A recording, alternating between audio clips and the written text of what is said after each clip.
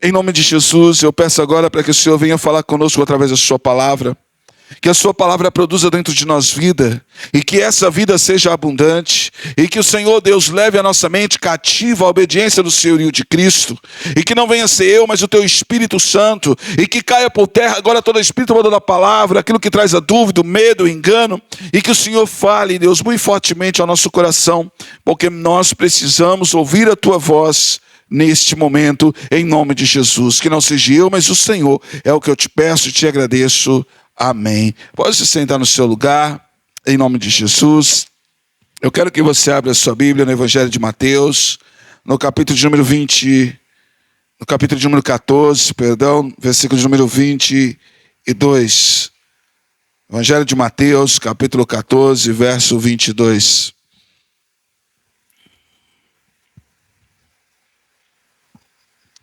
Olha, logo em seguida, Jesus insistiu com seus discípulos que voltassem ao barco e atravessassem até o outro lado do mar, enquanto ele despedia as multidões. Depois de mandá-las para casa, Jesus subiu sozinho ao monte a fim de orar. E quando anoiteceu, ele ainda estava ali sozinho. Enquanto isso, os discípulos distantes da terra firme lutavam contra as ondas, porque um vento forte havia se levantado. E por volta das 3 horas da madrugada, Jesus foi até eles, caminhando sobre as águas. E quando os discípulos o viram caminhando sobre as águas, ficaram aterrorizados. Exclamaram: é um fantasma! Gritaram cheios de medo. Imediatamente, porém, Jesus lhe disse: não tenham medo, coragem, sou eu. Então Pedro gritou: se realmente é o Senhor, ordene-me que eu vá caminhando sobre as águas até onde estás. E Jesus respondeu: venha. Então Pedro desceu do barco e caminhou sobre as águas em direção a Jesus. Queridos, quem escreveu esta mensagem? Quem escreveu esse capítulo? Quem escreveu este livro? Mateus. Mateus era quem? Discípulo de Jesus. E tem 2 histórias aqui. Tem aquele que escreve a história da vida dos outros, e tem aquele que escreve a sua própria história. A Bíblia diz que Jesus mandou os discípulos pegarem o barco e atravessar para o outro lado do mar. E diz a palavra que Jesus subiu ao monte para orar, para falar com Deus, para ter o seu momento a sós com Deus. E a Bíblia diz que eram 3 horas da madrugada. Imagine você, 3 horas da madrugada, você no meio do mar. Deve ser um breu, deve ser uma escuridão total. É a mesma coisa que você estivesse no meio de numa estrada vazia, que a próxima cidade é daqui 50 quilômetros, não tem casa para um lado, não tem casa para o outro. Na madrugada você sozinho, é escuro, é muito escuro. Quem já morou em fazenda sabe como é escuro, é muito escuro. E às 3 horas da manhã a Bíblia diz que o vento era muito forte, as ondas eram muito altas, e eles estavam lutando com o barco para poder chegar à terra firme. E de repente eles olham e vê um homem andando sobre as águas. Eles enxergam um homem de longe andando sobre as águas. Antigamente, quando os bairros eram pequenos, quando as cidades eram pequenas, nas noites de lua cheia, todo mundo ficava desesperado porque havia muitos lobos. E aí criaram a história, a teoria que haviam lobisomens, que eram homens lobos que ficavam vagando por aí. E quando os lobos começavam a uivar, todo mundo ficava desesperado dentro das suas casas. Lembra disso? Os mais novos não sabem o que é isso. Era aterrorizante. Era difícil, amedrontava. Mas nós estávamos trancados dentro das nossas casas. Agora os discípulos estavam no meio do mar, na escuridão, lutando contra as ondas, tentando atravessar para o outro lado. E olham e vê um homem andando sobre as águas. Imaginem vocês, quando dá aquele raio que ilumina e dá aqueles flash e de repente escurece de novo.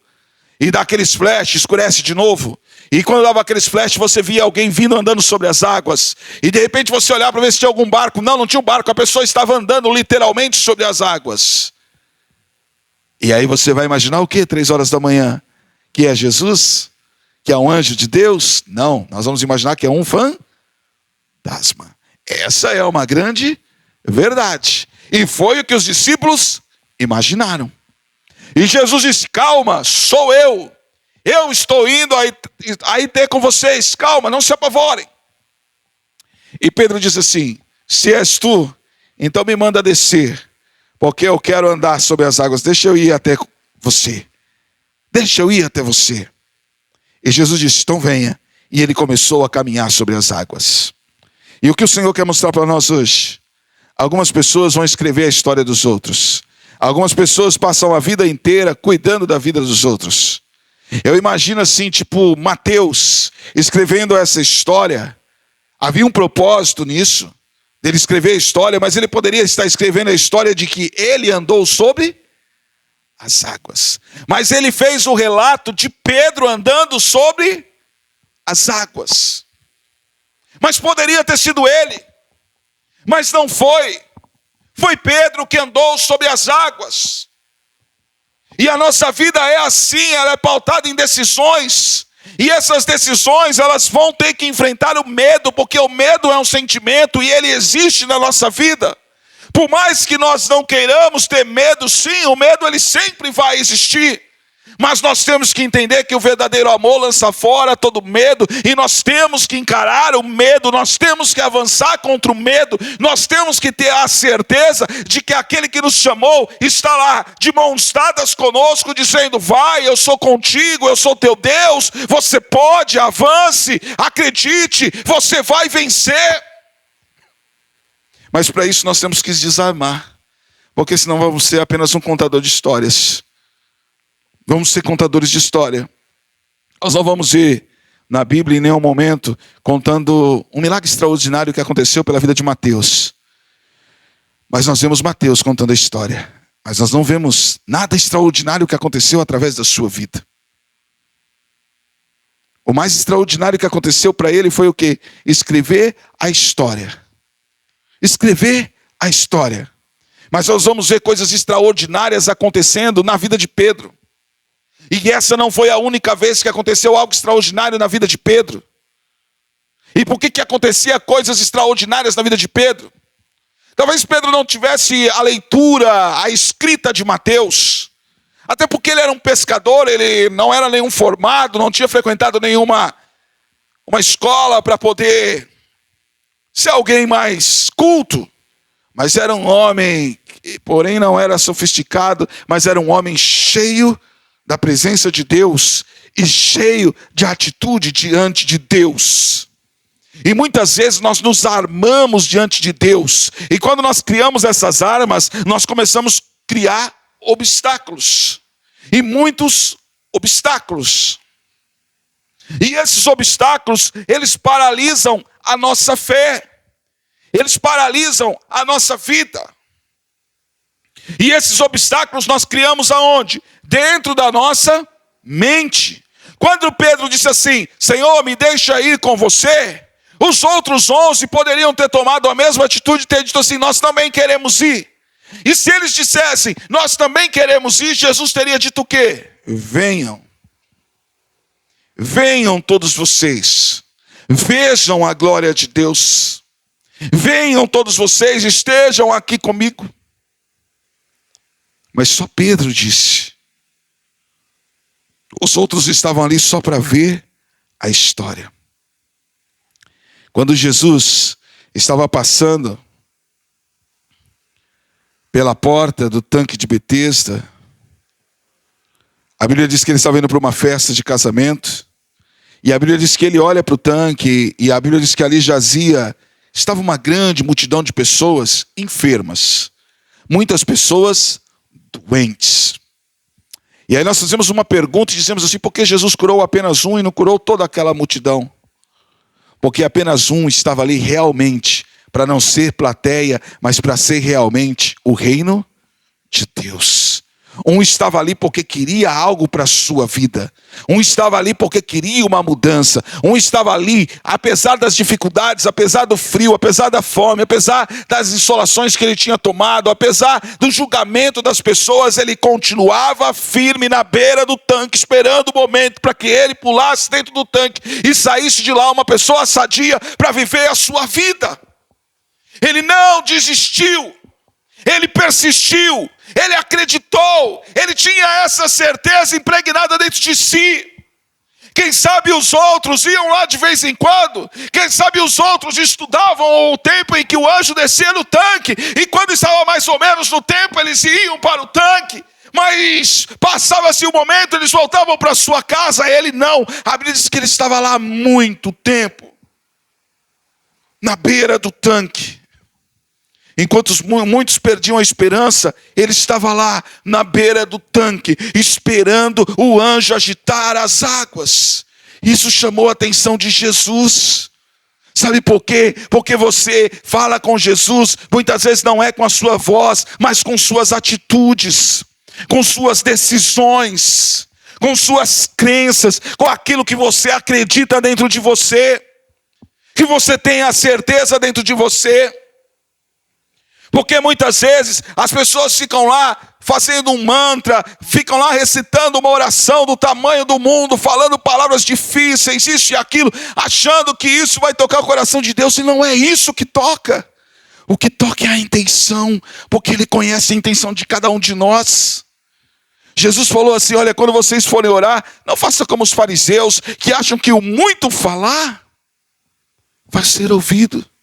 Porque antes mesmo de vocês falarem, Deus já conhece a intenção do coração de cada um de vocês. E aquele homem estava lá. Aquele homem estava determinado. Aquele homem estava cheio de fé, de coragem, de ousadia. Nunca ninguém parou para falar com ele. As pessoas talvez passavam ali e davam-lhe uma esmola, achando que estava fazendo caridade, e isso já estava de bom tamanho. Talvez alguém passasse por ali e deixasse um pão para que ele comesse. Talvez a sua família iria lá para dizer para ele: filho, vamos embora. Esse negócio não vai funcionar não, você vai ficar aí até quando? Você vai ficar aí no meio desse monte de gente doente até quando? Daqui a pouco você pega uma lepra, daqui a pouco você pega algo pior, e sua vida vai ficar pior ainda. Você vai ficar aí até quando? Quem sabe tinha um monte de gente ali para poder tirar a esperança, para matar a esperança, para tirar dele o desejo da vitória. Mas aquele homem tinha atitude, tinha fé. Aquele homem tapava o seu ouvido para todo mundo e ficava ali na intenção. E de repente, certo dia, ele vê um homem bem vestido, porque estava indo para uma festa de casamento. E esse homem para e senta com ele e começa a conversar com ele. E ele fala assim: cara, Deus ouviu a minha oração. Vai ter alguém aqui comigo que vai ficar comigo até o anjo agitar as águas. E ele conta toda a história. E Jesus olha para ele e diz assim: então, querido, pega a tua esteira, levanta e anda, porque perdoados estão os seus pecados. Vamos embora para casa, meu jovem. Sabe, quando Jesus falou aquilo, encheu o coração daquele homem de esperança. E a Bíblia diz que num salto ele se colocou de pé e ele começou a andar. E eu imagino aquele monte de espectadores olhando e dizendo assim: o que é que está acontecendo? As águas estão calmas, ninguém está mexendo na água, ninguém jogou ele na água. E como é que ele está andando? Porque ele teve uma atitude que alcançou o coração de Deus. E Pedro era esse cara que tocava o coração de Deus. Pedro era o cara que acreditava nas palavras de Jesus. Ele começou a ver milagres extremos na sua vida desde o dia em que ele se encontrou com Jesus. E do dia que ele se encontrou com Jesus, ele não largou mais. Mas ele negou Jesus na hora da sua morte, negou por causa do medo, mas se arrependeu. Porque o sofrimento de Jesus era muito grande, ele estava vendo todo aquele sofrimento. E tanto que diz a história, os historiadores, que na hora da sua morte ele quis ser crucificado. E ele quis ser crucificado de cabeça para baixo, porque ele não era digno de morrer como seu mestre. Ele venceu o medo. Mas era o cara que se posicionava diante de Deus, que chamava a responsabilidade para si, que dizia para o Senhor: ó, estou aqui, quero ser usado pelo Senhor, quero ser ministrado pelo Senhor, quero ser tratado pelo Senhor, me usa mesmo, quero fazer, quero viver a diferença. Porque às vezes o que falta em nós é isso, atitude, acreditar, porque senão nós vamos viver contando histórias, vamos viver vendo a história dos outros, sendo espectadores da história dos outros. E nós precisamos ser espectadores da nossa própria história. Quantas coisas paralisam você na sua vida? Quantas armas você colocou em volta de si? Quantos escudos, quantas barreiras você criou? E você não para ver que a presença de Deus não está conseguindo invadir o teu coração. Porque você criou um monte de barreiras. E essas barreiras precisam ser transponíveis. Precisam transpor.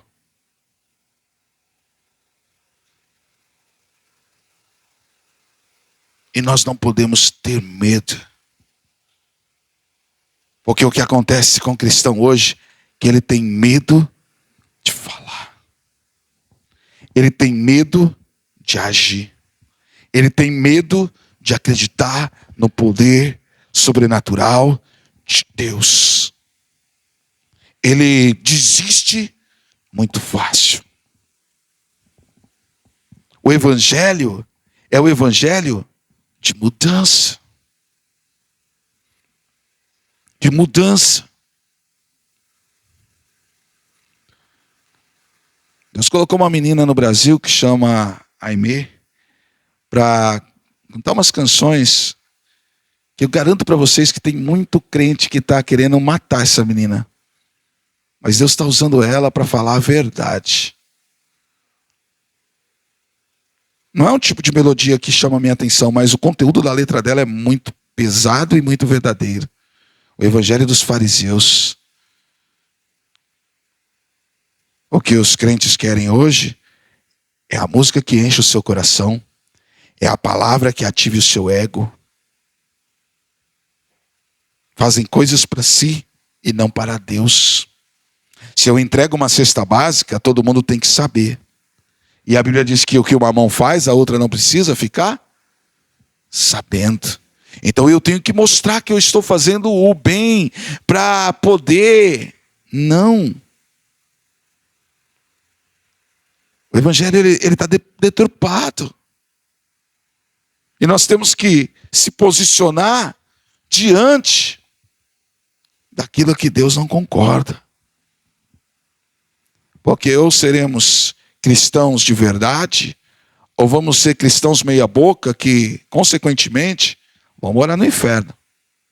Ou vamos ser os cristãos que lutam pela verdade, ou vamos ser aqueles que apenas escrevem a história dos outros, olha a história dos outros e vê a história dos outros. Olhe para dentro de você e olhe quantos milagres você já viveu na sua vida.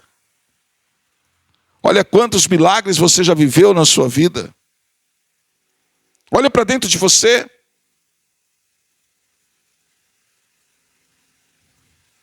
Olha para dentro. O Caleb, com 21 dias, o médico disse assim: olha, eu não dou mais algumas horas de vida para ele. Ele não tem o que fazer. Eu não tenho o que fazer por ele. Tudo que tinha que ser feito, fez. Tenta internar ele, mas eu não acredito que essa criança vai vingar.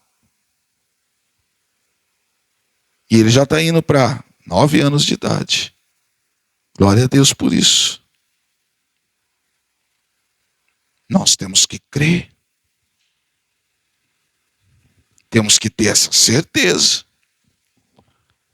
Ou nós acreditamos no poder de Deus, ou nós vamos viver olhando o que os outros falam. Queridos, não existe um mundo perfeito, existe um mundo real. E no mundo real, há dores, no mundo real, há lágrimas, no mundo real, há suor, no mundo real, há cansaço, no mundo real, há decepções, no mundo real, há fracassos. Mas no mundo real existe um Deus que é super real. E esse Deus, ele faz o sobrenatural acontecer em nossas vidas quando nós reconhecemos que somos humanos, que temos falha, mas que nós dependemos exclusivamente dele e que nós precisamos da manifestação do poder dele em nossa vida. Ele vem e ele opera. Sabe? Nós temos que acreditar no poder de Deus, na manifestação do poder de Deus. Acreditar que o nosso Deus, ele é grande e que ele faz maravilhas.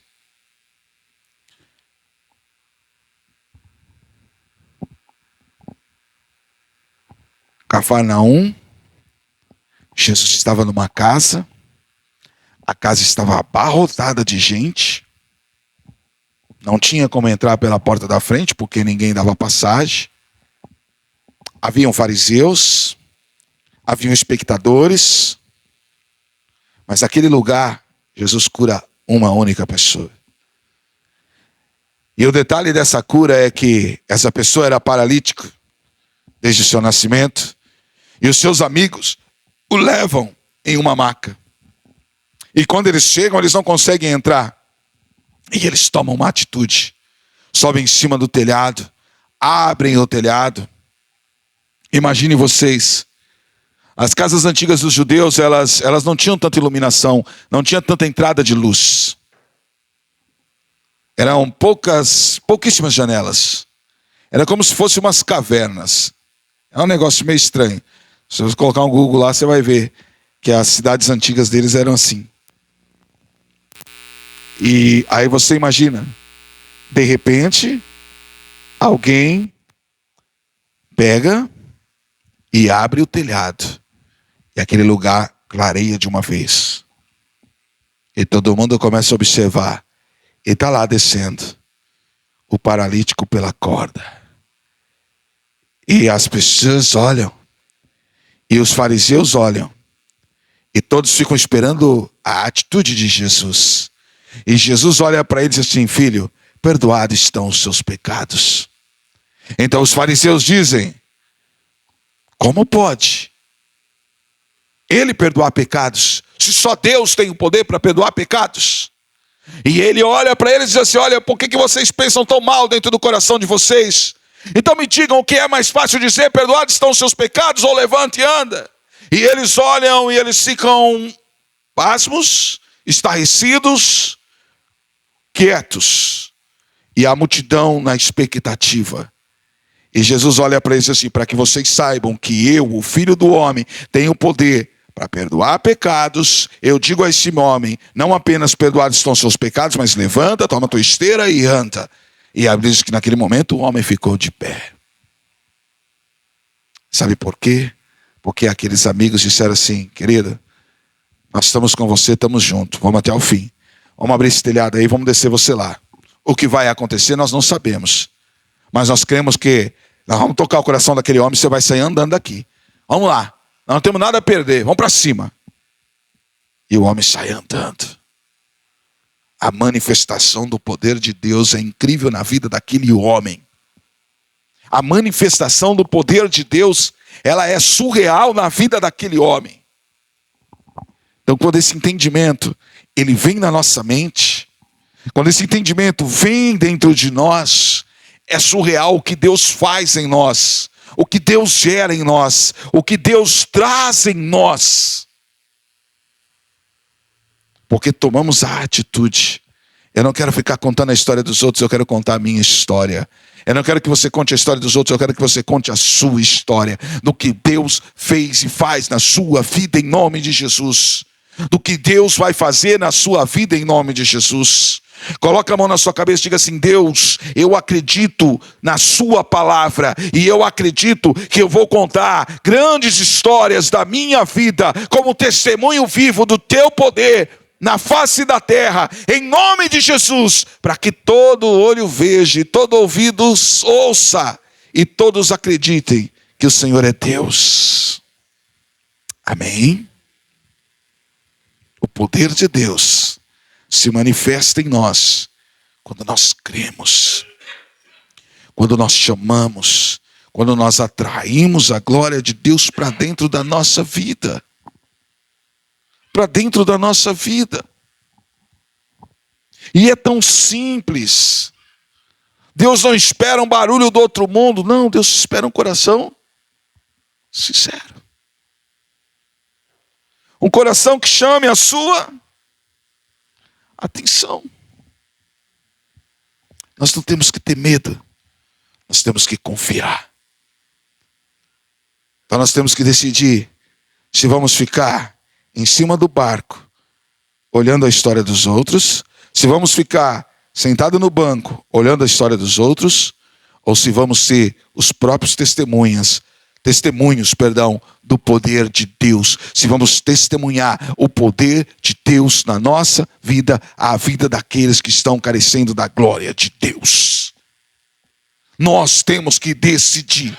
Isso tem que queimar dentro de nós, em nome de Jesus. O nosso coração precisa chamar Deus para dentro da nossa vida, em nome de Jesus. Porque aquele que começou a boa obra não para enquanto não for o dia perfeito. Então vamos crer, vamos ter essa certeza queimando dentro de nós. E eu quero te convidar a colocar em pé no seu lugar. E eu quero que você feche os seus olhos.